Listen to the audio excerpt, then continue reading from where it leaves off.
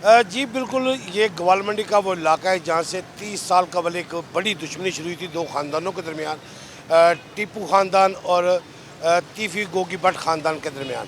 आज इस वाक़े के 30 साल बाद जो तकरीबन समझा जा रहा है कि ये अब बाब ख़त बंद हो रहा है। तीफ़ी भट्ट एक पुलिस मुकाबले में मुबैना तौर पर अपने ही साथियों की फायरिंग से हलाक होता है। पुलिस के मुताबिक दुबई इंटरपोल की जो टीम है वो तीफ़ी भट्ट को मीर बलाज कत्ल केस से दुबई से कराची लाते हैं। कराची से लाहौर लाने के लिए जो सीसीडी की टीम है डीएसपी हुसनैन हैदर की सरबराही में जब जाती है तो वो लेके आ रही है तो सादकाबाद के करीब सुबह 5 बजे के करीब सीसीडी की टीम पर एक हमला होता है। मुबैना तौर पर जो तीफ़ी भट्ट के साथी हैं वो तीफ़ी भट्ट को छुड़ाने की कोशिश करते हैं।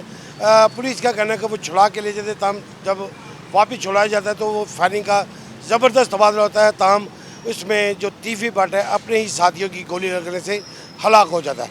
पुलिस इस वाक़े के बाद भारी नफरी वहाँ पर जो मुकामी सादकाबाद की जो पुलिस है वो भारी नफरी मौके जाए हुआ पर पहुँचती है।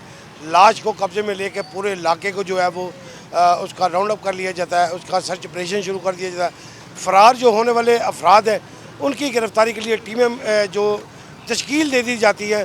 ताम जो तीफ़ी भट्ट की लाश है उसे डिस्ट्रिक्ट अस्पताल सादकाबाद में मुंतकिल किया जाता है जहाँ पर उसका पोस्टमार्टम के बाद लाश फुर्सा को दी जाएगी।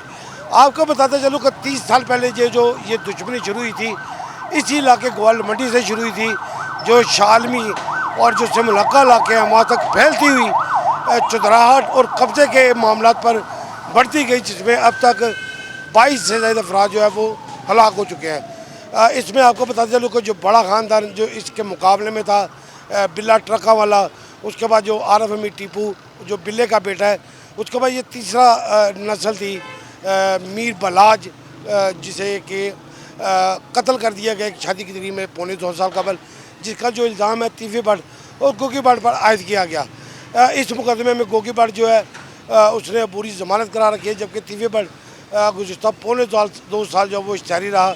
इसके बारे में बताया जाता है कि इस्लामाबाद से इंग्लैंड फ़रार हो गया। तमाम अपना वीज़ा एक्सटेंड करवाने के लिए जब दुबई आता है तो उसे गिरफ़्तार कर लिया जाता है। इंटरपोल के ज़रिए जो पाकिस्तान पुलिस है वो उसे गिरफ़्तार कर लेती है। गिरफ़्तार करके उसे कराची पहुंचाया जाता है। कराची से लाहौर लाने वाली जो टीम थी सीसीडी की वो लेके आ रही थी तहकीकात के लिए, तो रास्ते में उसके साथियों ने उस पर फायरिंग कर दी।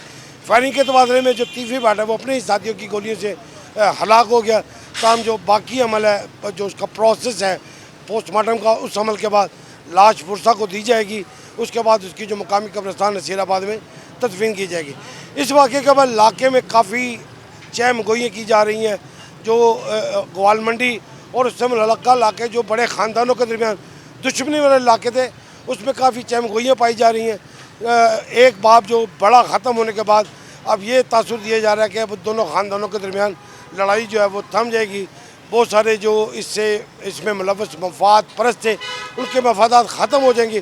ताहम अभी भी ये दूसरी जानब ये भी कहा जा रहा है कि मीर बलाज के 2 भाई भी ज़िंदा है और दूसरी जानब तीफ़ी भट्ट का जो कज़न गोगी भट्ट भी वो ज़िंदा है। अब ये नहीं समझ आ रही कि ये ऊँट किस करवट बैठेगा।